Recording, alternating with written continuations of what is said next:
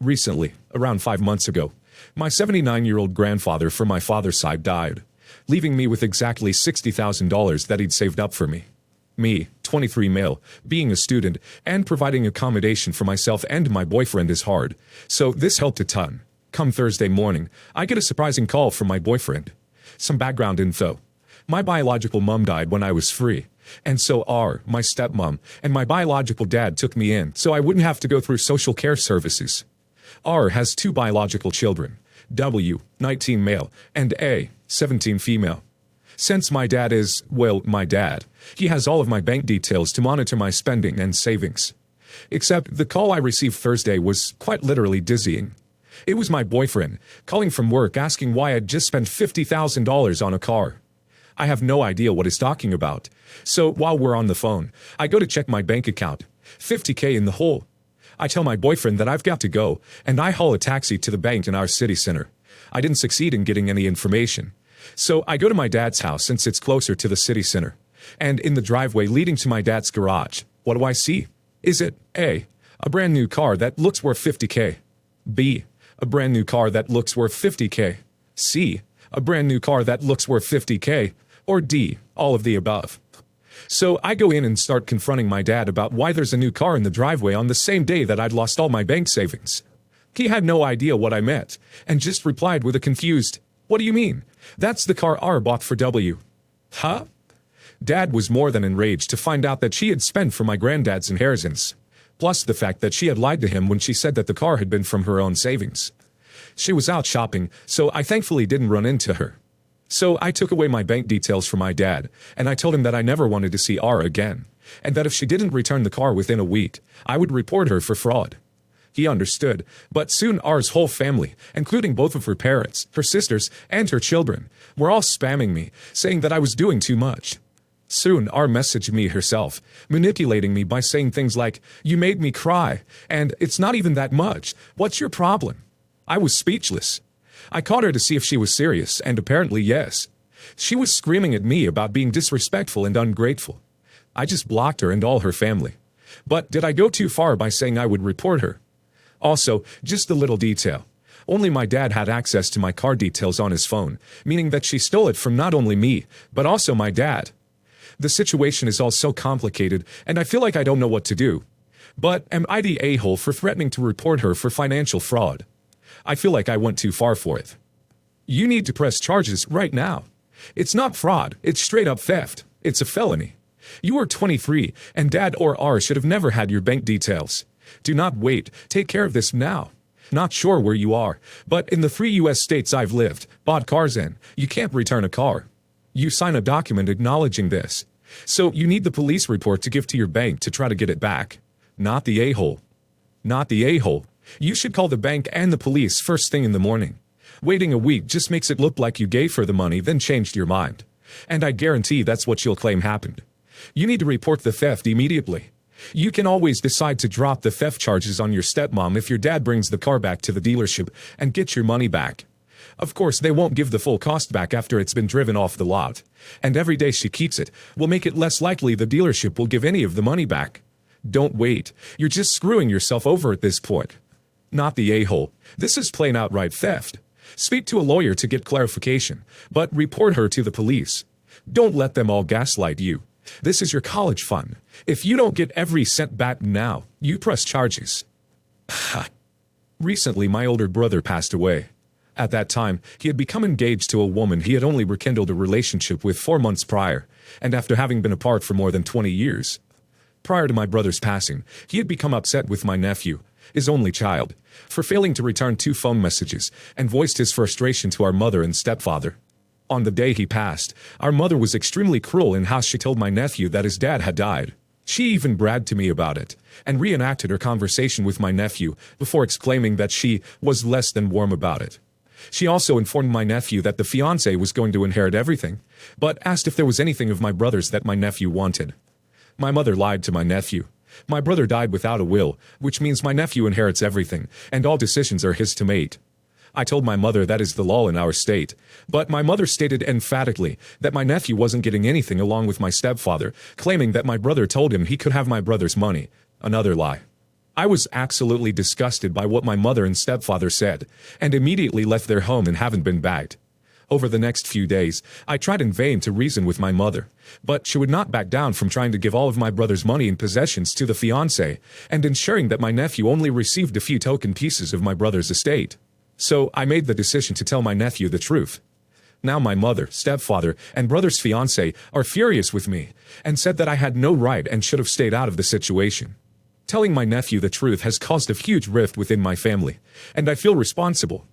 I fear my actions may have created bigger issues that my family may not be able to overcome. If I had asked an attorney to explain the law to my mother, or taken a more diplomatic course of action, we might have been able to grieve my brother's death as a family. Instead, neither I nor my nephew was informed of my brother's memorial service, and only learned of it after it had taken place. At this point, I no longer communicate with my mother and stepfather, which seems to be the case with most of the extended family. Am I the a-hole for taking matters into my own hands and destroying what was left of my grieving family? You may have prevented your mother from committing fraud and going to jail. The only way you are an a-hole is if you've waited too long to notify an attorney of what is going on so that they can get something in place to stop her, and anything given away cannot be recovered. Your mom is a piece of work. I cannot imagine anything a grandson could do that could make me be cruel to him the way your mother was. Not the a-hole. Not the a-hole. If your brother died intestate and without a spouse, your nephew will inherit his estate as his sole issue. Your mother telling your nephew otherwise was terrible and trying basically to defraud him of his inheritance. He should get a probate attorney and file to protect his rights. Your mother is the a-hole. Bloody hell. Who in the world tells someone their dad has died like that and then brags about it? You did the right thing telling your nephew the truth.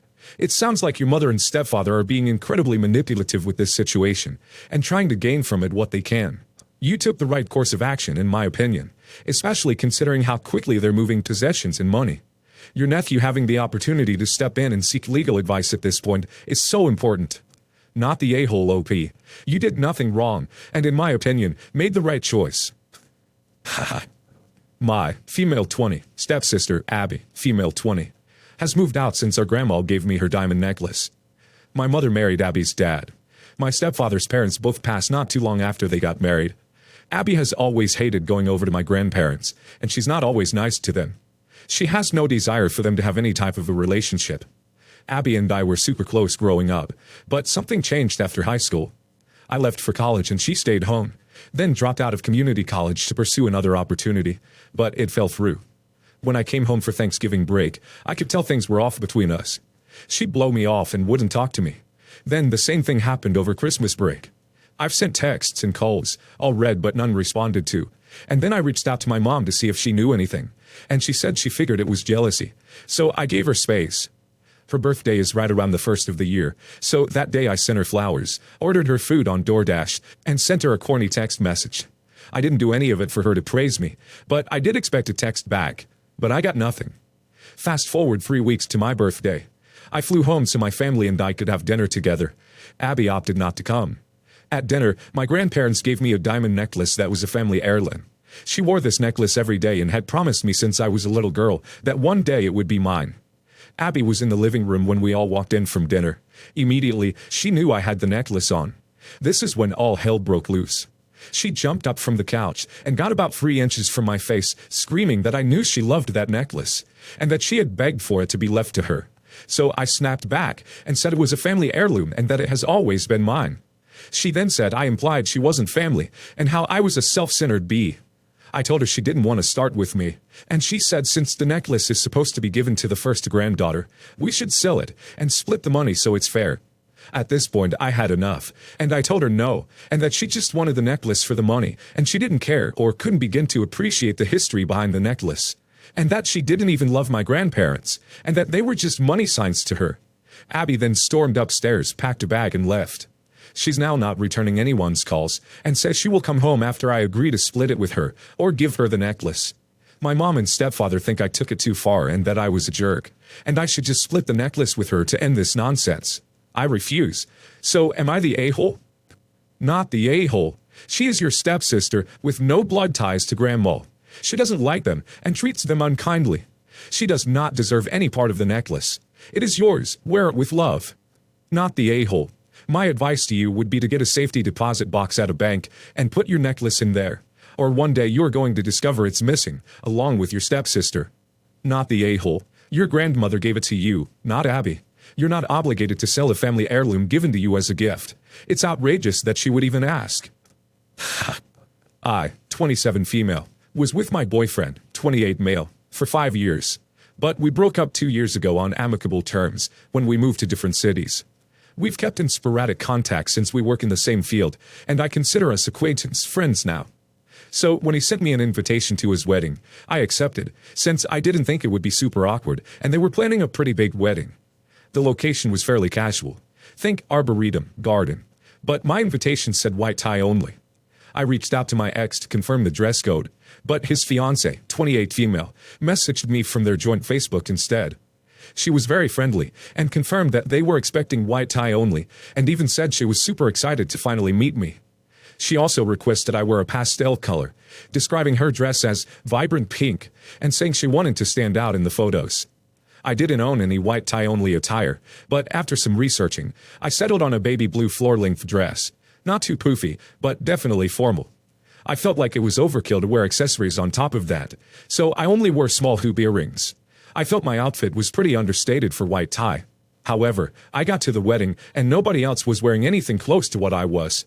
Only the bride was in a floor-length dress, and we had a similar silhouette on our dresses as well, since she had gone with a relatively form-fitting one.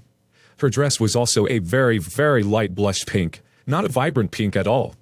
I assumed I must have completely misread the invitation, and was about to leave so as to not look like an a-hole, and send a nice gift later since they already paid for my seat and all. But the bride noticed me leaving and insisted that I stay. I got awful looks the entire time from all the other guests. Some even went so far as to come up to me and call me an a-hole, and our mutual friends at the wedding chewed me out over text later. When I sent them the texts with the bride, they told me it was obviously photoshopped and completely cut me off over it. When I tried to reach out to the bride and groom to apologize to them for what I had worn to the wedding, even though it was white tie on my invitation, I still felt like I should have known a garden wedding wasn't going to be so formal. And the bride got nasty with me and told me if I contacted her again I was blocked. She also tagged me in a Facebook post about jealous people, which prompted even more backlash towards me. The only people on my side right now are my best friend, and, ironically, my ex's best friend, who said she tried to pull something similar on his girlfriend, but he refuses to say anything for fear that my ex will cut him off for it. Not the a-hole, but let this be a lesson to you. Never go to an ex's wedding, no matter what. They expect you to politely decline. Even if you're friends with your ex, their partner doesn't want you there. I was all ready for a "you're the a-hole" verdict. Then I read the post. So the bride told you to wear white tie only, and then confirmed by it. 100,000% not the a-hole. You did as you were instructed. If you're Facebook friends with the ex or the bride, I'd post pictures of the Facebook messages and invitation, with the explanation that you were following instructions with an apology for the confusion, and tag her and him in it. Let everyone see that you weren't trying to upstage her. Joint Facebooks are an automatic red flag. Your ex's wife sounds like an awful cruel person who purposefully did this to embarrass you. It says a lot if the same thing happened to his best friend. Either your ex is spineless or in on it. Regardless, they don't sound like people you need in your life. You're not the a-hole. Your ex's wife is the a-hole, in a top-tier way. Haha. Both my boyfriend, 30 male, and I, 25 female, work in IT. He works at what used to be a startup that went public 2 years ago, and he ended up receiving a 7-figure payout. He has by now invested most of the money and has decided to quit his job and live off dividend income, for a while at least, if not permanently. We recently had our son, and I'm currently on maternity leave and intend to go back to work after it.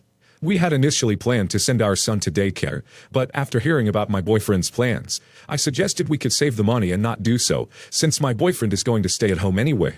My boyfriend refused, saying that he intends to relax and have fun now that he no longer needs to work, instead of being stuck with childcare most of the day. But the thing is, we live in a high cost of living area, where a good daycare for infants can easily reach 30 to 40K annually. Unlike him, I don't have such a huge nest egg, and 15 to 20K in annual savings would go a lot farther for me. I explained the same to him, and said that if we are still sending our son to daycare, then he should foot the entire bill by himself.